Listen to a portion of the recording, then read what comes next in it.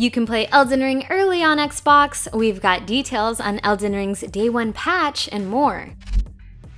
From Software's hugely anticipated RPG Elden Ring launches tomorrow, but you may not need to wait until then to start playing, especially if you have an Xbox and are willing to potentially bend some rules. However, there is a catch. It is already February 25th in some parts of the world, so changing your Xbox region to, say, New Zealand or Australia will allow you to start playing Elden Ring right now. This also requires a digital copy of the game. To change your region on Xbox, you'll need to navigate to the Language and Location section of the Settings menu, then select Language Region to choose a different place. It bears mentioning that this is not an officially sanctioned Xbox feature, though it has been demonstrated to work with previous games. People have reported that doing this could lead to action being taken against their accounts, though your mileage may vary. So if you're willing to risk a ban to play a little earlier, you can. Elden Ring officially launches at midnight local time on February 25th, except on PC, where it arrives at 3 p.m. PT, 6 p.m. ET today, February 24th. If you haven't already, preloading is now available on all platforms, which should help you jump right into the game as soon as possible upon release, officially or otherwise.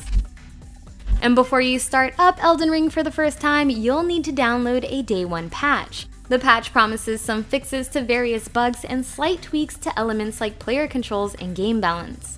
The patch notes don't give a great amount of detail regarding what exactly is meant by points like improved player controls. Some of the other details are self-explanatory, like one that fixes frame rate drops and another that addresses a bug impacting Xbox wireless headsets. The notes also mention that ray tracing is still planned for a future announcement, but didn't give further timing. Some of the other fixes mentioned were various text and balance adjustments, NPC event fixes, and more. We've got the full list for the Day 1 patch on GameSpot.com. Following the usual leak, Microsoft has now officially announced the Games with Gold lineup for March 2022. Next month's reported Games with Gold lineup includes the post-societal adventure game The Flame in the Flood, the action-based soccer game Street Power Soccer, and the RPG Sacred 2: Fallen Angel. SpongeBob's Truth or Square, which has players using Plankton's memory machine to find the formula to the Krabby Patty's secret formula, is also included in March with Games with Gold. It's still February, so don't forget to grab the remaining Games with Gold titles for this month, including Broken Sword 5, Aerial Knight's Never Yield, and Band of Bugs. And Xbox Game Pass subscribers have more games to grab this month too. Some of the new additions to the catalog this month include Dragon Ball FighterZ, Galactic Civilizations 3, Super Mega Baseball 3, and Alice Madness Returns.